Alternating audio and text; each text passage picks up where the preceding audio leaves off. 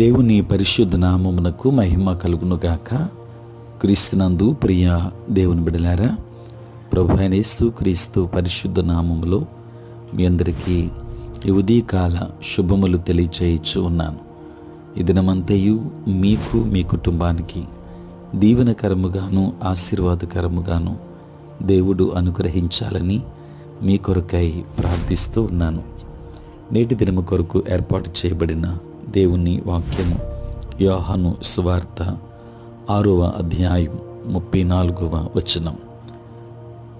కావున వారు, ప్రభువా, ఈ ఆహారము ఎల్లప్పుడూ మాకు అనుగ్రహించుమనిరి.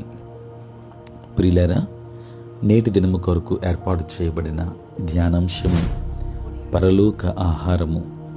ప్రియులారా, అరణ్యములో పూర్వీకులకు దేవుడు చేసినట్లే తమ మీద కూడా యేసు మన్నాను కురిపిస్తాడని ఈ యూదులు ఆశించి ఉండొచ్చు. కొంచెం ఆహారంతో 5,000 మందికి ఆహారాన్ని పెట్టిన వ్యక్తి మన్నాను కురిపించగలడు. వారింకా శరీర ఆహారాన్ని గురించే ఆలోచిస్తూ ఉన్నారు. ప్రియులరా, మన్నా అనే పదానికి ఇదేమిటి అని అర్థం. ఇశ్రాయేలీయులు దానిని చూచినప్పుడు అది ఏమైనది తెలియక ఇదేమి అని ఒకరితో ఒకరు చెప్పుకొనిరి. నిర్గమాకాండం 16వ అధ్యాయం 15వ వచనం. దేవుని బిడ్డలారా, ఐగుప్తును విడిచి అరణ్యములో 40 ఏండ్లు సంచారాన్ని ఇశ్రాయేలీయులు ఆరంభించిన వెంటనే ప్రతి ఉదయాన నేల మీద కనబడిన పోషక ఆహారమే మన్నా. ప్రియులారా, ఇది తినుటకు యెహోవా మీకిచ్చిన ఆహారముగా మోషే దాన్ని పిలిచాడు. నిర్గమాకాండం 16:16లో చూస్తాం. ప్రియులారా, కొత్తిమీర విత్తనం వలె గుండ్రముగా బోలం వలె తెల్లగా పచ్చగా మన్నా ఉండేది. దాన్ని ప్రతిరోజు ఉదయాన్నే ప్రోగు చేసుకుని అదే రోజున తినాలి, లేకుంటే కంపు కొట్టి పురుగులు వస్తాయి. 6వ రోజున విశ్రాంతి దినం కోసం ప్రోగు చేసినప్పుడు అది పాడు కాదనే మినహాయింపు ఉంది. అందుకు యేసు వారితో ఇట్లా, నేను జీవాహారమును నేనే.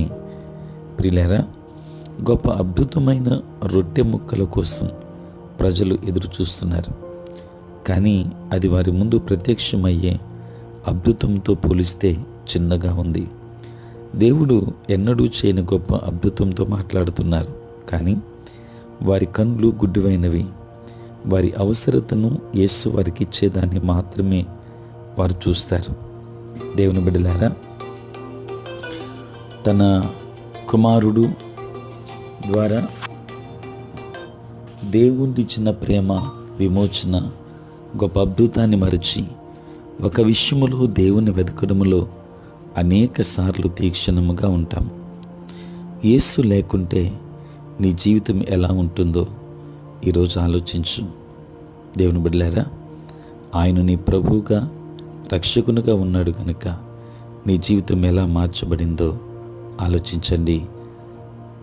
దైవాశీర్వాదాలు పొందుకొనండి. దేవుడు మిమ్మల్ని, మీ కుటుంబాన్ని బహుగా దీవించునుగాక. ఆమేన్. ప్రార్థన. పరిశుద్ధుడైన తండ్రి, ప్రేమ కలిగిన ప్రభువా, మీ పరిశుద్ధ నామమునకై వందనాలు, స్తుతులు, స్తోత్రాలు చెల్లిస్తున్నాము నాయన. రాత్రంతయు కాపాడి సంరక్షించి సుఖనిద్రను మాకు దయచేసి మా జీవితంలో మరి యొక్క నూతన దినాన్ని మేము చూడగలిగే భాగ్యాన్ని మీరు మాకు ప్రసాదించినందులకే స్తోత్రాలు ప్రభు. ఈ దినమంతా కూడా మీ సన్నిధి మాతో ఉంచండి. మీ ప్రసన్నత మాకు అనుగ్రహించండి. మా ప్రతి పనులలో, పరిచర్యలో, ప్రయాణములలో తోడై ఉండండి. ఉద్యోగస్తులు, వ్యాపారస్తులు, కష్టపడి పని చేసుకుంటున్న బిడ్డలందరినీ మీరు ఆశీర్వదించండి.